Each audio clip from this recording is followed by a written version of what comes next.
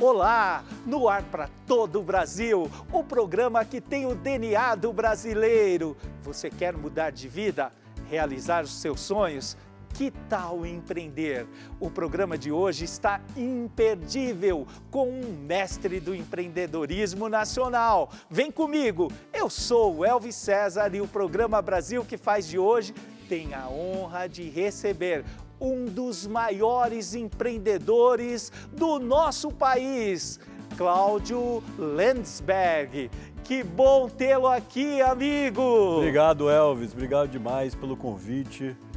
Foi só você me convidar que eu prontamente estou aqui falando de empreendedorismo, porque para mim só o empreendedorismo salva. Uau! Eu fico feliz, agradecido, gratidão por você ter viajado dos Estados Unidos para chegar aqui e estar conosco e estar com todo o Brasil. Isso é muito especial. Mas vem cá, fala para mim. Muito sucesso, muito dinheiro, empreendedor, escritor, empresário de sucesso. Mas como foi o início disso tudo? O início é o início de qualquer empreendedor, né, Elvis? Qualquer empreendedor, ele, acima de tudo, ele tem que saber que ele começa do zero. Uau! Do zero.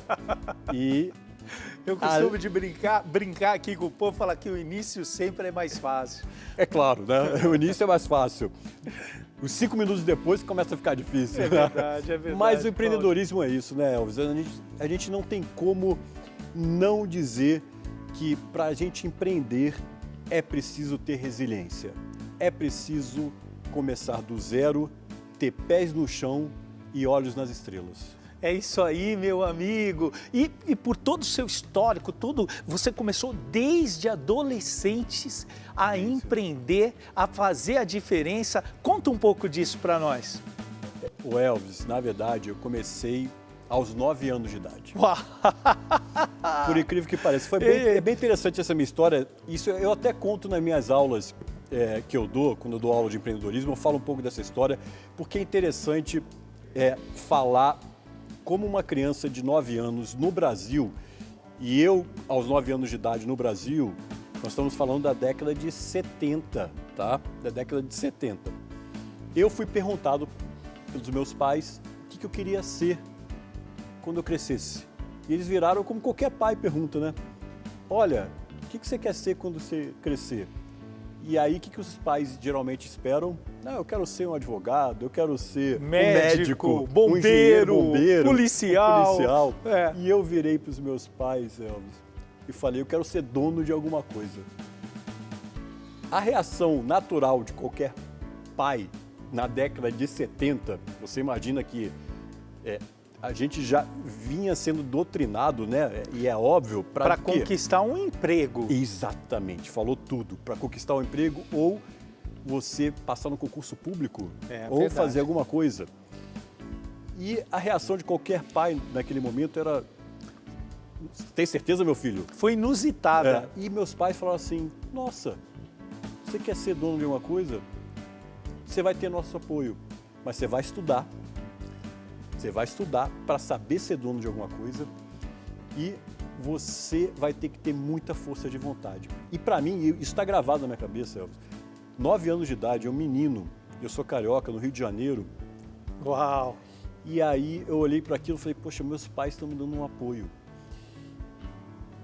5 dias depois, eu resolvi comprar bolinha de gude, olha só, comprar bolinha de gude, fazer uns saquinhos de bolinha de gude e começar a vender saquinho de 10 bolinhas de gude para os meus amigos. Que é isso, garoto? Você vê. E isso foi... Com 9 anos de idade? Com 9 anos de idade. Com 9 anos de idade. Já tinha no DNA essa preparação para o negócio? Foi, com 9 anos de idade. E aí, obviamente que eu fui tendo uma infância normal. Não é que eu virei um empreendedor de sucesso. Eu simplesmente comecei ali, fui tendo uma infância normal. Quando eu entrei na faculdade, e eu entrei muito novo na faculdade, eu entrei com 17 anos na faculdade, menino, muito menino, eu comecei a mexer com informática, com microinformática, isso já era década de 80, né? Final da década de 80. Um amigo meu da faculdade me chamou para dar aula em um curso de informática. Quando eu cheguei lá nesse curso, eu olhei e falei, legal, Mas virei para o dono e falei, poxa, por que a gente não faz algumas coisas diferentes aqui? Era um curso muito pequenininho, ficava na Tijuca, no Rio de Janeiro. E aí o dono gostou das minhas ideias. E a gente começou a adaptar as minhas ideias. Porque você sempre tem um olhar fora da caixa. Isso é fundamental para qualquer empreendedor, para qualquer negócio. Se você não tem esse olhar fora da caixa, se você não desenvolve algo diferente, a tua chance de ser igual aos outros é muito grande. É muito grande, e isso significa o quê? Que você vai simplesmente ser mais um. E por que você quer ser mais um? Você tem que ser a diferença, não é, Cláudio? E foi assim. Esse dono desse curso me chamou, talvez acho que uns 3, 4 meses depois, para ser sócio dele. Uau! No curso. E 1 ano e meio depois a gente vendeu esse curso para uma outra Pegaram rede de um bom curso. dinheiro nessa venda? Para mim, com 19 anos de idade, tinha nada. eu estava me achando, né? Cláudio, você começou muito cedo. O empreendedorismo nem era a alma do brasileiro na ocasião, ou se era de uma parte muito reservada dos brasileiros. E você foi progredindo nessa carreira, da onde tirou a sacada de empreender fora do país? O empreendedorismo fora do país, ele veio de uma história minha de empreendedorismo no Brasil, que eu me dediquei demais, e eu resolvi que, numa determinada hora da minha vida, Elvis, e a gente tem que sempre revisitar algumas coisas nossas e repensar algumas coisas. Verificar alguns valores. Exatamente. Eu resolvi uma hora da minha vida que eu tinha que dar uma pausa. Uma pausa. Para pensar o quanto a gente tem que se dedicar no trabalho, o quanto a gente tem que se dedicar à vida pessoal. E foi aí, então, que uma das decisões que eu tomei foi de mudar para os Estados Unidos. Mas eu não mudei para os Estados Unidos para empreender nos Estados Unidos. Eu mudei para os Estados Unidos para buscar resgates de coisas, de valores pessoais, familiares, de dar uma educação melhor para os meus filhos. Só que, como você falou, o empreendedorismo está na veia, né? Então o bichinho fica lá comendo a gente, fala, poxa, mas você não vai fazer nada, você não vai fazer nada, você não vai fazer nada. Atormentando ali. Atormentando o tempo inteiro. E aí, não teve jeito, eu comecei a empreender nos Estados Unidos. E aí, foi quando eu entrei num mercado que era secular, de 100 anos. Era um mercado que já crescia 10% ao ano, mas aquilo que eu falei, se você tem um olhar um pouco fora da caixa, você talvez enxergue alguma coisa que os outros não enxerguem, por que não fazer? E foi então que a gente começou a nossa história. Assim. E no mercado de vending machine, você identificou, porque, pô, que sacada é essa? Identificar que uma máquina trabalha 24 horas por dia, todos os dias do ano, não tem problemas nenhum e funciona e dá lucro. Como que foi essa sacada? Não, o mercado de vending machine, Elvis, até para o pessoal entender, porque isso é uma grande oportunidade de empreendedorismo também. O mercado de vending machine é um mercado que ele não nasceu ontem, né? Como eu falei, é um mercado secular, é um mercado que usa muita tecnologia. Ele iniciou nos Estados Unidos mesmo? Ele iniciou nos Estados Unidos, mas hoje, olha que interessante isso, hoje o mercado mais desenvolvido de vending machines é o japonês. No Japão existe uma relação, uma vending machine para cada 3 habitantes. Nossa! Uma vending machine para cada... Então, imagina que a gente conta 3 aqui nesse estúdio, já tem uma vending machine do lado. É absurdo o 11 negócio. milhões de pessoas em São Paulo, nós estamos falando de 3 milhões e 300 mil vending machine. No caso, no comparativo com o Japão.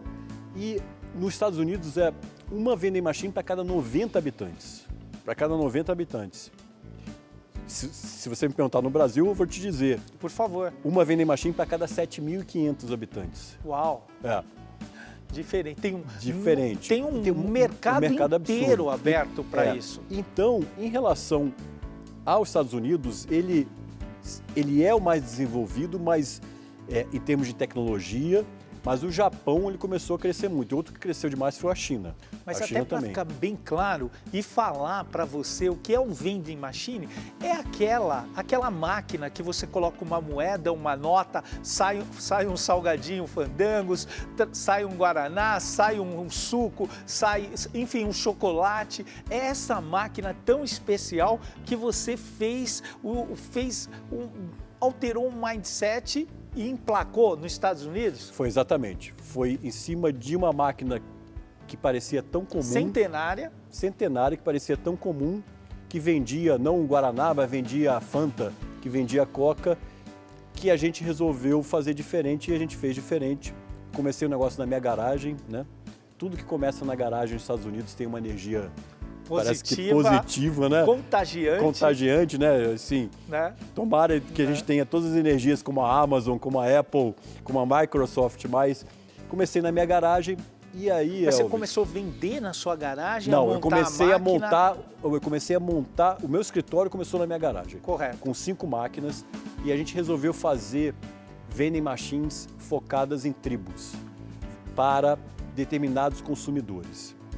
E a primeira tribo que a gente resolveu tratar e fazer uma vending machine específica foi a tribo dos turistas brasileiros, que iam para Orlando e não encontravam numa vending machine isso que você acabou de falar, um Guaraná, um Bis, um Fandangos, não encontravam.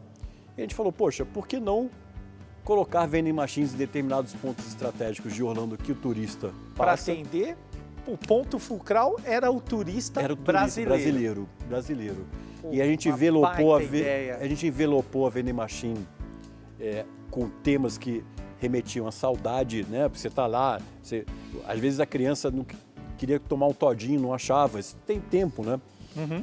E aí, Elvis, foi um sucesso total, foi um sucesso com essas vending machines e a gente percebeu que podia falar com diversas tribos. Não era só do brasileiro, era do latino, era a tribo do mundo fitness, que queria ir para uma academia e encontrar produtos fitness dentro de uma vending machine, era a tribo do pessoal de comidas saudáveis, que queria encontrar coisas saudáveis dentro de uma vending machine. Você acredita que o empreendedorismo no Brasil é uma ferramenta de transformação social? Total, 100%. Só o empreendedorismo salva. Fala mais sobre isso. Eu acredito nisso, eu acho que sim. Primeiro, que ele é o menor caminho para a redução do desemprego, isso é óbvio. Cria oportunidade, gera cadeia de valor. Formalismo. Sim, é fundamental para a sociedade, é fundamental para a economia de um país. O país ele tem que entender que ele tem que mudar essa cultura. A cultura do empreendedorismo ela não pode ser, Elvis, a cultura do olha, eu vou para o empreendedorismo quando eu sou empurrado. Como validar uma ideia de negócio? A ideia, ela não precisa ser acompanhada de milhões de reais. A ideia, ela é muito mais fácil do que você imagina. Você não precisa ter uma ideia e achar que você vai botar essa ideia, que você precisa ter um sócio investidor absurdo. Comece a ideia pequena, mas pense fora da caixa. Às vezes está muito mais próximo de você começar do que você imagina. Mas o que falta? Falta aquela vontade e tirar o medo. O empreendedor no Brasil, ele é um pouco medroso. Como que o brasileiro pode investir nesse negócio? Qual o perfil? Muito Conta boa. mais. A franquia, ela é uma franquia um pouco diferente das tradicionais. Quando você fala de vending machine, você está falando de uma grande oportunidade de você trabalhar menos do que o tradicional, porque tem alguém, entre aspas, a máquina trabalhando para você. Como você tem muita tecnologia, você tem recurso de sistemas que fazem com que você ganhe eficiência e eficácia no negócio. E com isso, você também tem uma mobilidade muito bacana, porque a vending machine, se ela não está performando num determinado local, é muito mais fácil eu pegar essa vending machine, colocar no caminhão e ir para um outro local, do que eu abrir uma loja naquele local, uma loja física. E o que eu faço com a loja física? Eu não posso botar ela no caminhão e ir para outro local. A vending machine eu posso. E o formato nosso é um formato muito acessível ao mercado, porque você pode ser dono de uma franquia com uma vending machine e botar no seu condomínio, por exemplo. Você quer trazer comodidade e conveniência para dentro do condomínio. Entendi. Você compra uma franquia nossa, com a nossa mini mercado. Pode colocar, só pegando um gancho, Cláudio, pode colocar no condomínio, pode colocar no mercado, na feira, na farmácia, enfim, aonde tiver uma adaptação. Aonde tiver.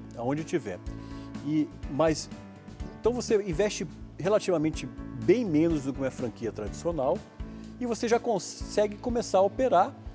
E com uma vending machine você consegue, inclusive, ter uma segunda renda. Você escolhe o perfil do consumidor de acordo com o setor, o segmento, o bairro. Fala mais. Exatamente. A gente tem uma linha diferente que a gente trabalha com tipos de consumidores e trabalha também com parceiros. Então, aqui no Brasil, a gente tem parceiros fortíssimos com a gente, que vão desde parceiros no mundo de sandálias, parceiros como a Disney, parceiros como uma grande fabricante de refrigerantes, parceiros como, até, incrível que pareça, lojas de joias são parceiros nossos. Você pode vender joias numa vending machine, hoje em dia, numa máquina eletrônica. Você sabia que tem vending machine que vende, não aqui, mas vende, por exemplo, em Dubai, pepita de ouro? Vending machine. Eu não sabia, Cláudio. Você sabia que tem vending machine de carro? Que isso? Lá em Orlando tem uma vending machine de carro. É um prédio que tem os carros, você compra o carro num aplicativo e a vending machine te entrega. É muito interessante isso. Então, vending machine você pode ter de tudo. Você falou, o que você escolhe o seu cliente. Exatamente. E definir o nicho de atuação, como vai atuar no mercado, qual é a sintonia, o preço, a estratégia para sair do Mar Vermelho. Quando que você teve a sacada e falou assim, agora meu negócio vai deslanchar? No momento que eu comprei as 5 máquinas e botei na minha garagem. Porque esse sempre foi o pensamento. Já mentalizou, já o sucesso. Esse sempre foi o pensamento. Sempre foi o pensamento. Eu não estou aqui para brincar, eu vou fazer diferente e vai. Mas verdadeiramente, quando a gente tangibilizou isso, foi quando a gente...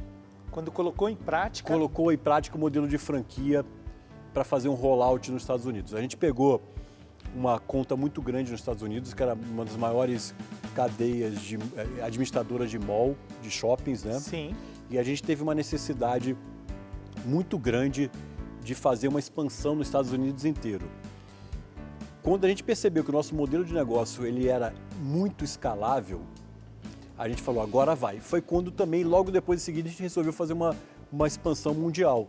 Muito escalável é aumentar os ganhos com menos custos. Escalável, explica mais sobre isso. Escalável é a forma como você consegue multiplicar o seu negócio, mantendo o padrão, número 1, mantendo o padrão, porque não adianta você multiplicar o seu negócio se o seu negócio não tiver padrão. Correto. Bem colocado, mantendo sua estrutura de custos bastante baixa. Então, o modelo de franquia é muito interessante por isso, porque quem opera as vending machines é o próprio franqueado. Então não tem uma estrutura de gente para operar, né? E terceiro, quando você tem consumo. Você só consegue escalar também o teu negócio quando você tem uma grande oportunidade de consumo. Só que para você ter essa oportunidade de consumo, você tem que fazer diferente. Você tem que ter parceiros, tem que fazer isso tudo. A estratégia do ponto de venda, onde as pessoas geralmente precisam passar a pé, passar andando, ter a sedução daquela vitrine, olhar, tudo isso tem um jeitinho. Quando eu cheguei nos Estados Unidos e comecei a entender esse mundo das vending machines, que é só uma coisa, o mundo das vending machines nós estamos falando de 42 bilhões de dólares, dólares. Então, para as pessoas entenderem o que é esse mercado. Olha a oportunidade aí, Brasil. De dólares. Quando eu fui começar a entender, e eu comecei a ver aquelas vending machines que estavam no mall, nos shoppings, né? E elas ficavam na porta do banheiro, lá, escondidas, pretinhas. E eu falei, pô, se essas vending machines vendem desse jeito, por que não eu posso fazer diferente e colocar ela no corredor principal do mall? Por que não eu posso botar ela na entrada do mall? E era um brasileiro, Elvis, eu era um brasileiro falando com as administradoras do mall dos Estados Unidos, que são as tops do mundo. Ensinando americanos a ganharem mais. Então, e eu fui, bati na porta e falei assim, olha, eu quero colocar a vending machine aqui, não vai ser preta, vai ser diferente, vai falar uma comunicação completamente diferente, mas eu não vou botar na porta do banheiro, mas eu vou te pagar mais. Eu quero a vending machine no corredor principal, na entrada principal. Eles acreditaram na ideia? Eles acreditaram. Eles acreditaram na ideia e eu provei para eles. Na primeira semana já deu muito Não, mais. eu provei para eles que a vending machine vendia 10 vezes mais. Uau! Eu provei para eles que não bastava só entender o consumidor flutuante, que é aquele que vai fazer compras no mall, mas o consumidor que trabalha no mall também, porque ele é um consumidor também de vending machine, são tem os uma dois. vontade de Exatamente. tomar um café, comer algo, enfim. E o que eles desejavam encontrar numa vending machine? Conclusão disso tudo. Hoje nós estamos nas 3 maiores operadoras de mall dos Estados Unidos. Foi por isso que a gente fez todo esse rollout da franquia.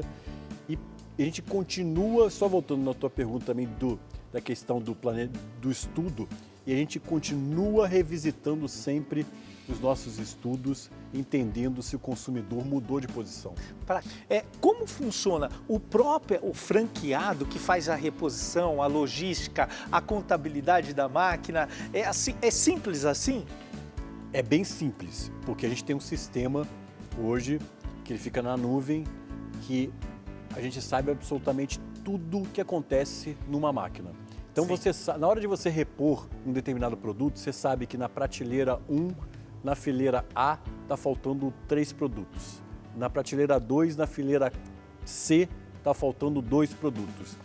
Então, você é muito eficiente na reposição, porque você tem um sistema que te informa. Que te dá informação o tempo inteiro. Online.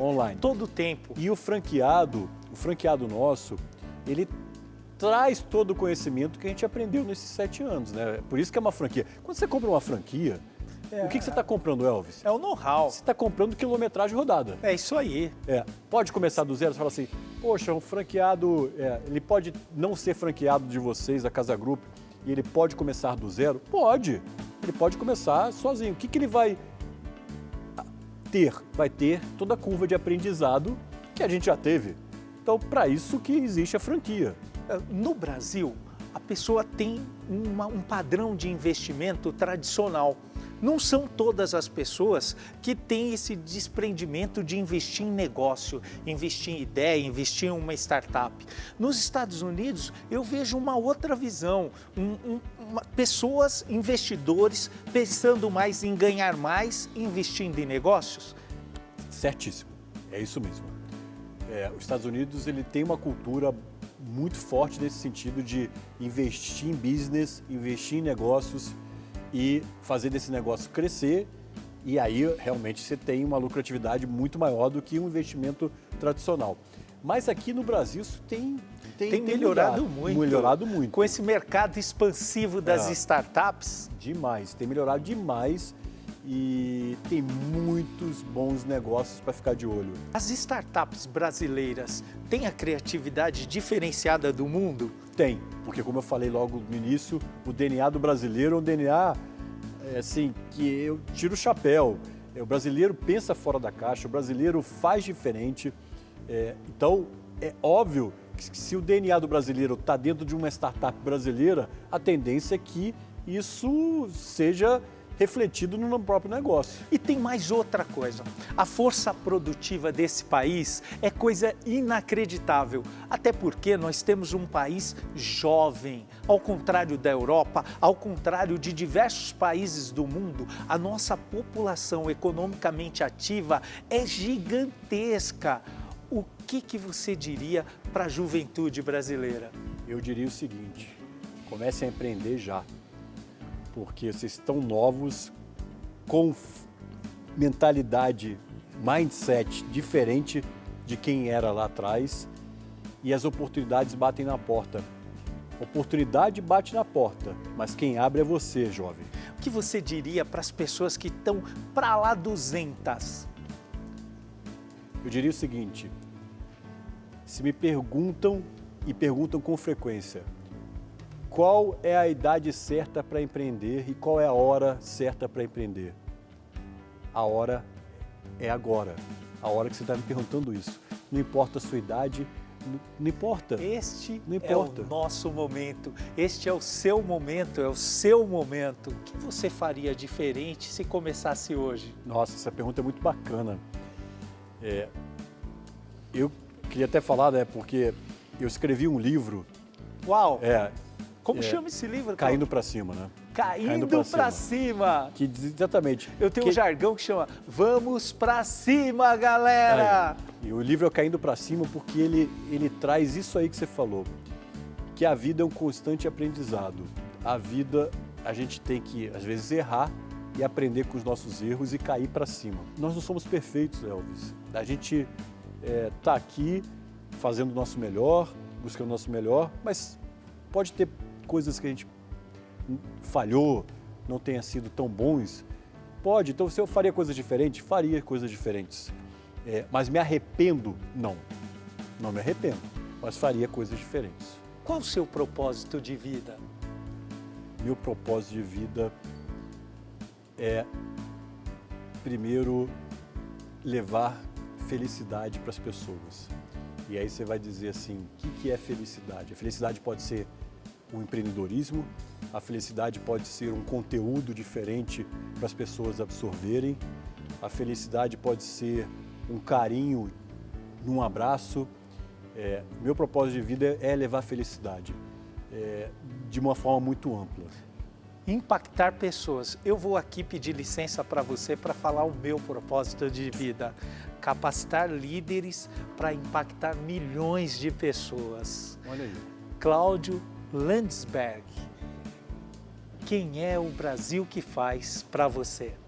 O Brasil que faz para mim é aquele Brasil que não tem medo, é aquele Brasil que corre atrás, que pensa fora da caixa e que quer empreender.